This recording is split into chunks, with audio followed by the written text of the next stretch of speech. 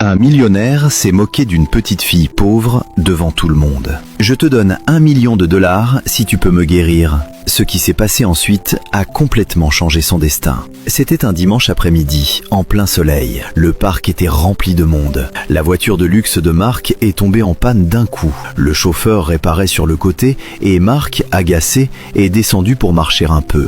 Avant qu'il parte, le chauffeur, rempli de foi, lui a dit « Patron, que Dieu soit avec vous ». Marc a ricané. « Dieu n'existe pas, je ne crois qu'en moi ». Depuis qu'un AVC, il y a 5 ans, l'avait cloué dans un fauteuil roulant, il était devenu amer et froid, utilisant sa souffrance comme excuse pour mépriser les autres. De loin, le chauffeur a crié « Ayez la foi ! Si Dieu le veut, il peut vous guérir aujourd'hui ». Marc a marché jusqu'au centre du parc et il a vu une scène. Une petite fille noire jouait au docteur, mais avec un sérieux incroyable. Dans ses mains, elle tenait un oiseau qui semblait mort. Elle était vêtue simplement, mais son regard était beaucoup trop déterminé pour son âge. Marc a ajusté ses lunettes de soleil et a lancé, moqueur, « Ridicule, une enfant qui se prend pour un médecin ». La petite fille a répondu calmement « Ce n'est pas un jeu, c'est la foi ». Marc a éclaté de rire. « La foi ? Alors on va tester. Si tu me fais me lever et marcher, je te donne $1 million,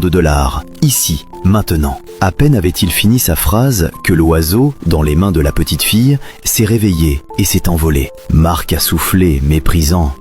Un simple tour. La petite fille s'est présentée. « Je m'appelle Mia ». Elle s'est approchée sans hésiter et a dit d'une voix nette « Préparez l'argent ». Puis elle a posé doucement sa main sur le genou de Marc et a fermé les yeux. Autour d'eux, c'était si calme qu'on n'entendait presque que le vent. L'instant d'après, Marc a senti quelque chose qu'il n'avait plus senti depuis des années. Un picotement remontait dans ses jambes, comme une énergie qui se rallume. Ses yeux se sont écarquillés. Dans ses chaussures coûteuses, ses orteils ont bougé. Son orgueil s'est effondré d'un coup, remplacé par la peur. Le soir même, dans son penthouse, il s'est appuyé contre le mur et a fait un pas tremblant, puis un autre. Ses jambes fonctionnaient. Un neurologue l'a confirmé dans la nuit. Aucune explication médicale. Le lendemain, Marc est retourné au parc, à pied. Mia était toujours sur le même banc, en train de lire un vieux livre. Marc a demandé d'une voix rauque « C'était toi ?» Mia a levé les yeux. « Vous êtes venu payer ?» Marc a secoué la tête. « Je suis venu comprendre. »